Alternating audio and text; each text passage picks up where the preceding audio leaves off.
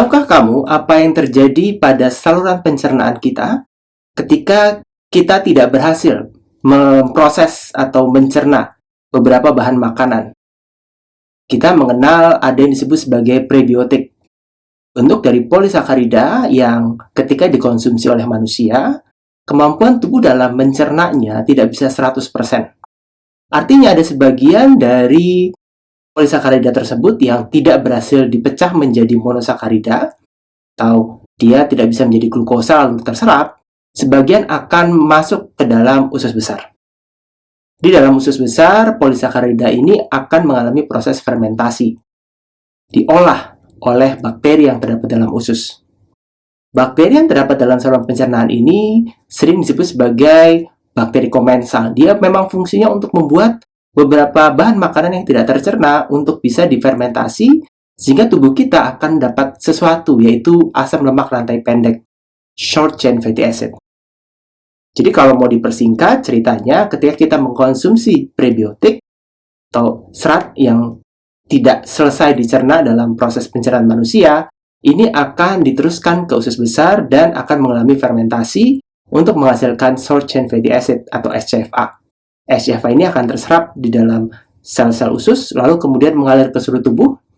Ini kita mendapatkan manfaat dari proses fermentasi serat oleh bakteri usus, terutama fermentasi yang mengolah serat, ya. Dan menariknya adalah bahwa belakangan ini diketahui kerja dari bakteri di saluran pencernaan bukan hanya melakukan fermentasi terhadap serat. Bakteri juga punya kemampuan untuk memfermentasi molekul lain. Nah, salah satu yang kita bahas pada kelas isu mutakhir ilmu gizi adalah bagaimana bakteri ini dapat membentuk sebuah molekul yang disebut sebagai TMAO. Molekul ini dibentuk dari proses pencernaan non-karbohidrat, yang kemudian yang biasanya berasal dari produk-produk hewani seperti daging misalnya. Yang kemudian ketika diolah oleh si bakteri usus ini akan menjadi molekul TMAO. Belakangan diketahui bahwa molekul TMAO ini ternyata punya dampak bagi tubuh secara sistemik.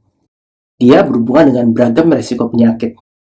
Jadi, resiko-resiko penyakit ini yang kemudian mendasari kenapa beberapa bahan makanan seperti daging merah ketika masuk dalam tubuh, diolah oleh mikrobia usus menghasilkan TMAO, lalu kemudian TMAO ini memberikan efek buruk bagi kesehatan. Jadi, efek buruk bagi kesehatan dari daging merah itu nggak cuma lemak jenuh ternyata, juga ada produk fermentasi mikrobiota. Nah, dalam beberapa tahun terakhir, peneliti sedang mempelajari fenomena ini. Fenomena peran dari TMAO bagi kesehatan. Pada kelas Gizi Gamma di Udemy, kelas isu mutakhir ilmu gizi, kamu akan mengenal mengenai TMAO. Bagaimana proses pengolahannya, bagaimana hati berperan dalam metabolisme TMAO, dan bagaimana tubuh berusaha untuk membuangnya. Serta apa yang terjadi ketika tubuh mengakumulasi TMAO dari bahan makanan.